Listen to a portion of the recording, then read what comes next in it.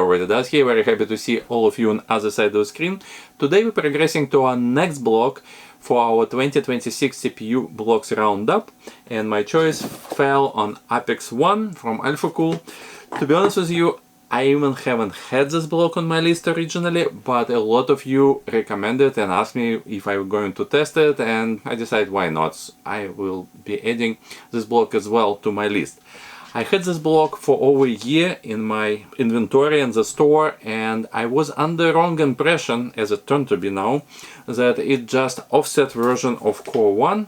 It's bigger, so it has more material, much more expensive. I never really recommend it to anybody, so I have a few people who bought it, never heard any feedback from anybody about it. So it was one of the weird items I have, but I never even thought anything about it at all. But after the testing, I was really shocked, almost as much as I was shocked with Core 1, because Apex 1 blew my chart completely in every single category. It's performed better than anything else we tested so far. It's the most restrictive, most expensive. It has the largest delta from in and out for the liquid temperature, so it was a holy moly, what's going on? So I was really impressed with this one. So we'll look at why it's maybe happening. I have some theories which I would like to share with you, but let's look at this block in general, see what you get if you purchase one. So the box is quite big, so it's much bigger than, let's say, Core 1 block, and I always was thinking that there will be a lot of stuff inside, but realistically all you get is this almost a kilo, 2 pounds block inside, and small bag of screws and adapter cable for RGB light, and this basically is all you get. I was really surprised why they put such a big box. The main reason, I think, because they decided to put those posts already pre-installed, although they not really hard to install at all, so you can see. So this is something that is not fixed in any way. Any user can do it in 1 minute. So the block is coming with this pod which protecting the screws from the damage, and yeah, and this creates that thickness that you require for this box. I would personally make much smaller box and just remove those posts and make it a little bit more compact, but yeah, first world problem, I would guess. So one thing that was surprising me, I had quite a few issues with Core 1 when you have one random screw which is bad and I have to scramble to send my customer a replacement screw. This one comes with backup accessories, as they call it, so you have 2 extra screws for mounting that already 4 of them installed, and you have 1 extra nut that is used to attach the block to the motherboard itself. So what my experience for installing it? I would like to say that I'm personally not big fan of the models that require the screws to go all the way through and you do something on the back of the motherboard. For the reason is because if you do it scratch build and maybe you install block right away, and so you can put everything on a desk and deal with all these issues, so it's one situation. But when you already have system installed, you might don't have a proper cutout, because some cases still have a weird motherboard trace, so it's covered. So if you would like to install this block as a part of the existing project, so you will have to remove motherboard, disconnect of cables and all this nonsense.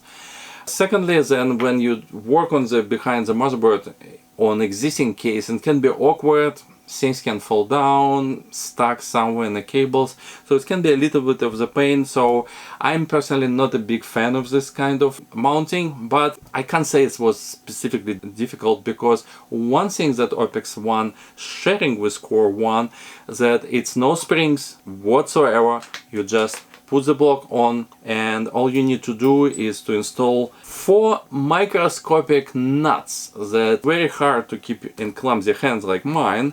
And also, for the whatever weird reason, of course it's metric, so for North America it's already a little bit problem, and for some reason they didn't include any helpful tools that can help you out. So you can start with your hands, but eventually you need to tighten it a little bit better, and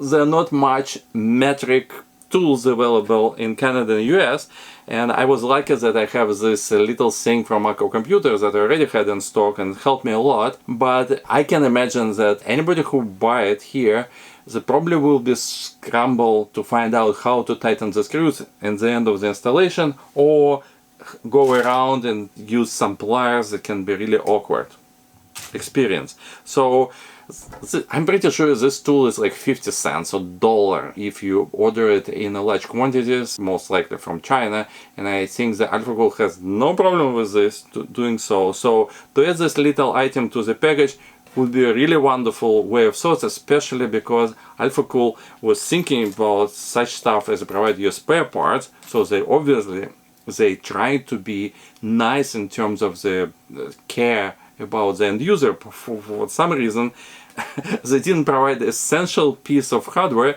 that actually help you to finish installation.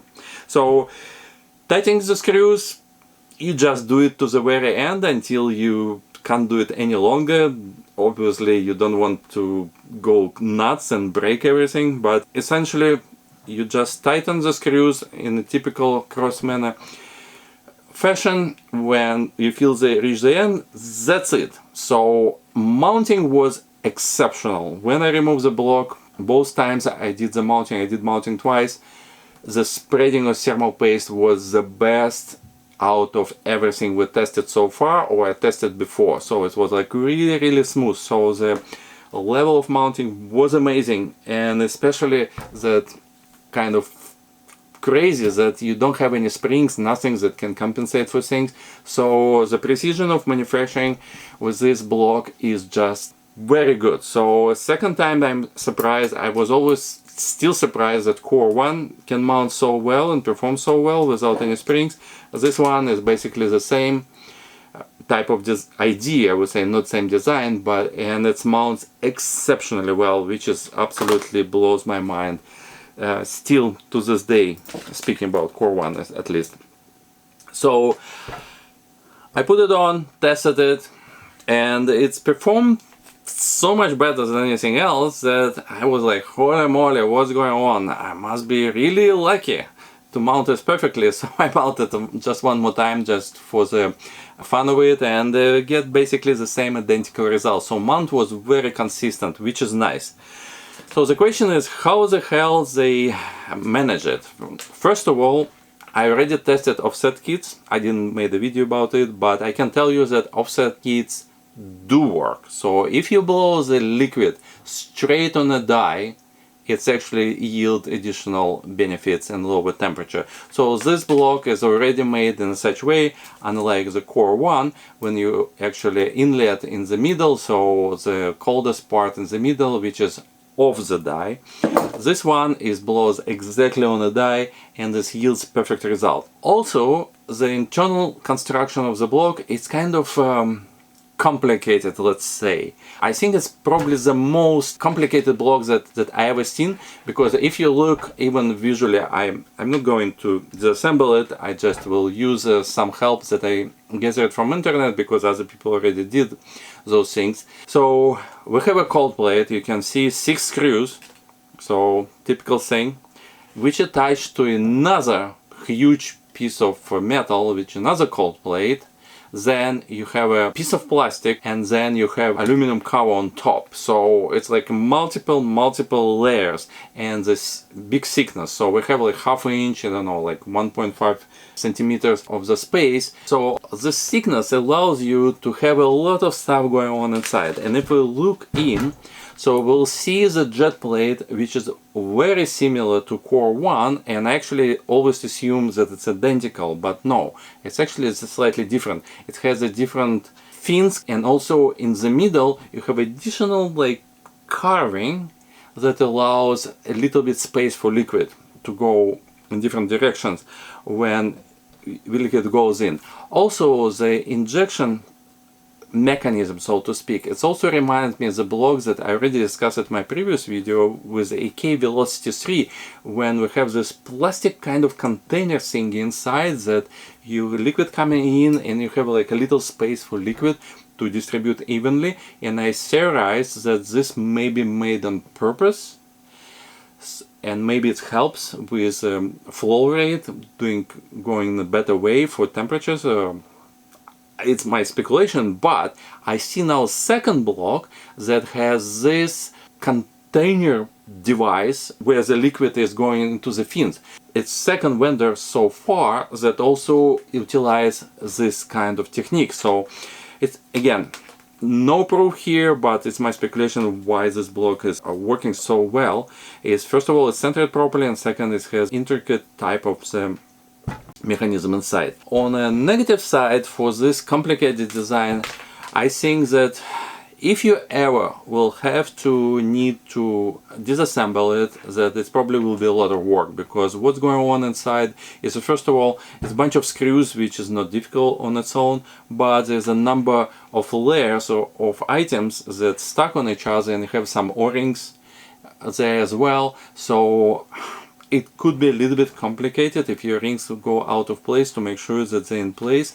So such a complicated design maybe can be drawbacks sometimes in the future if you need to clean this block. Let's look on the numbers and just give you some idea what we have here. Block easily beat Micro Pro, which was on the first place. We have both fast fans and low fans. Both settings was a good margin in positive side for Apex One. Another interesting thing that I noticed that for all blocks that I tested so far, the delta between in and out was about 0.3 degrees Celsius. So I even started thinking, why even doing this? And then I got to Apex One, which has like almost 0.5. It's keep like flipping back and forth, so 0.4, 0.5. So this delta for this block is first block that has a different delta from anything else we tested so far. I think obviously that it's probably contributed to good performance on this one. One thing that could be more like negative than positive is it's more restrictive blocks than anything. We still have a few other blocks that potentially can be very restrictive. We'll check it later, but so far it's, again, it's still number one in temperature, still number one for delta, still number one for restriction, and of course it's number one for the price. So it's almost $200, $191 that I found that it's like average price on internet, and obviously it's more expensive than anything we tested so far. So far we've tested up to $150. Now we have almost $200, but we already know that this record wouldn't last long, because Thermal Grizzly already released $400 CPU blocks that also coming to our roundup later. So it wouldn't be most expensive block at all, but it's more expensive blocks than anything else we tested so far. So that's very interesting. So let me look into a few pros and cons of this block if you decide to go for it, because I see some very strong positives, some strong negatives. First of all, when you receive this block, I always saying that it's really nice when company provides you a little small physical manual. You don't need to print anything and go around, so you have, actually it's even in color. The same as with Core 1, you get a lot of pictures how to install it, what you to do. It's very nice. So I always praise any manufacturer who is still willing to provide small manual with their product. Well, second positive, naturally, if you're looking for best performing blocks, so far we have our answer. So this block will perform the best than anything else. And if you have that idea that maybe I'll get a Core 1 and also buy offset kit, well, it wouldn't be enough. So if you want the best, Apex One is strongest block on the list, including Core 1, with additional tricks that you might think to apply. Another thing that I wanted to mention at the beginning, but okay, I'll talk about this now. So to be honest with you, when I was looking at this block on different pictures, for some reason I visioned something as big as motherboard blocks that you just slap on a motherboard and it's cooling everything around it. So I was thinking that you have like central portion and this just overhang all those other parts of the motherboard, but to my surprise, this block is a little bit smaller than it appears on the pictures. Second, I also wasn't really big fan of the looks, but somehow second time, as with number of other blocks, especially with bits power in person when it was installed, it looks really elegant. This block installed also looks really good. So somehow, I don't know, I don't like pictures and then I get it, put it in, and I really like it. Obviously, it's very subjective. There's a bunch of people who say it's ugly as hell. Some people say it's okay. For me, I kind of flip from disliking block to liking it, so I think it's a good thing. Also, the lighting effects, I really hate that it's a lot of lights, but this has only those little slits that emit any lights and a little bit stuff on the side. So lighting effects and overall design, I would put it as a positive, at least because I'm doing this review. Consistent mounting, I would call it another positive. So you don't need really a lot of skills to do perfect mount. Just spread thermal paste and tighten 4 nuts and you have very consistent, nice mounting, similar to Core 1 situation. Simple installation, I would put it both sides. Simple installation, why? Because no screws, no springs, nothing to lose, just in, 4 screws in, nuts in, that's it. So it's kind of simple. It can be awkward, but it's simple.